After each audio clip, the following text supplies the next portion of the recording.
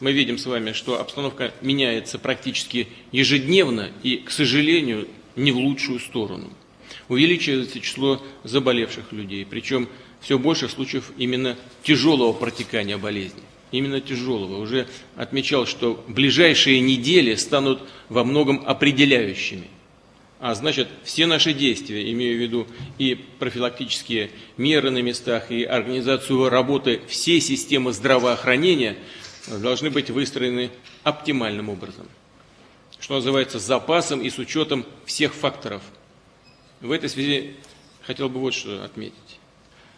Во-первых, конечно, я хотел бы услышать от вас информацию, доклада, как вы оцениваете ситуацию сейчас текущую, в целом по стране и по отдельным регионам, особенно в территориях с повышенными рисками.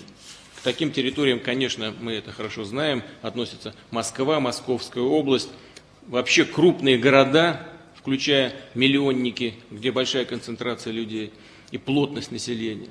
Какие дополнительные меры обеспечения безопасности, защиты здоровья граждан здесь принимаются? Второе, для того, чтобы и дальше действовать на упреждение, а нам, несмотря на то, что ситуация лучше не становится, все-таки пока удается именно действовать именно таким образом, нам нужен хороший профессиональный прогноз, и не только среднесрочный или долгосрочный, но и на период ближайших 3, 7, 10 дней. Я прошу правительства вести и постоянно обновлять такой прогноз, исходя из реально складывающейся обстановки. И прошу докладывать мне об этом ежесуточно. Третье. Необходимо учитывать все сценарии развития ситуации, даже самые сложные и экстраординарные, с тем, чтобы гибко, оперативно корректировать стратегию и тактику наших действий. В первую очередь по оказанию медицинской помощи гражданам, разумеется. Вся система здравоохранения должна работать как единый механизм.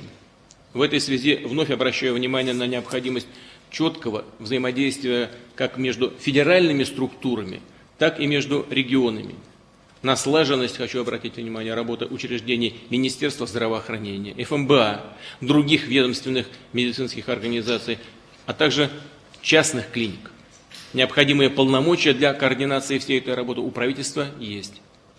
Четвертое. Сейчас необходимо эффективно задействовать все наши ресурсы. Повторю, нужно продумать все детали и варианты, рационально распределить нагрузку на больницы и клиники, предусмотреть возможность для маневра с учетом ситуации в конкретных территориях. Речь в том числе о том, чтобы оперативно перенаправлять запасы средств защиты для медицинского персонала, резервы аппаратов ИВЛ и лекарств, а также врачебные бригады именно в те регионы и медицинские учреждения, где они наиболее в данный момент времени востребованы. Пятое. В Москве и в целом ряде других регионов сотрудники скорой помощи, поликлиник, больниц последние недели работают в режиме крайне высокой напряженности и нагрузки. Я прошу доложить, как идет формирование дополнительных медицинских бригад. Здесь, как мы и договаривались, необходимо задействовать кадровый потенциал всех медицинских учреждений, а также профильных вузов и училищ. Естественно, что такие специалисты, так же как и их коллеги, должны получать все установленные доплаты за особые условия работы. Должны быть обеспечены и средствами индивидуальной защиты. Я знаю, что не всегда этого достаточно, и здесь, конечно, нужны дополнительные меры для того, чтобы все эти дефициты устранять. В том числе предлагаю подумать над централизованной закупкой и формированием единого федерального резерва средств индивидуальной защиты медицинских работников, а также оборудования и лекарственных препаратов, применяемых при лечении коронавирусной инфекции. Чтобы за счет такого резерва можно было в оперативном порядке помогать регионам и медицинским организациям. И, наконец, шестое. Вы знаете, что военнослужащие Министерства обороны работают достаточно эффективно за границей, помогая нашим коллегам за границей бороться с этой инфекцией.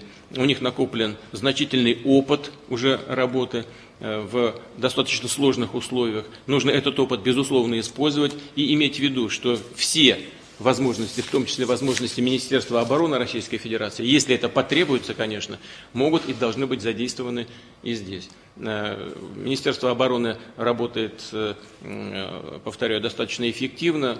Это только малая толика того, что у Министерства обороны есть, что задействовано за рубежом.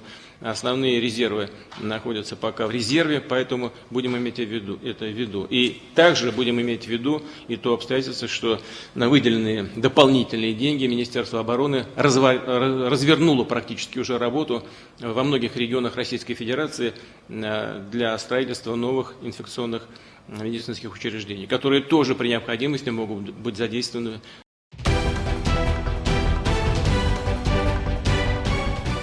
Все новости дня, выпуски программы «Новости Татарстана», программы и фильмы на сайте tnv.ru и на YouTube-канале ТНВ. Подписывайтесь.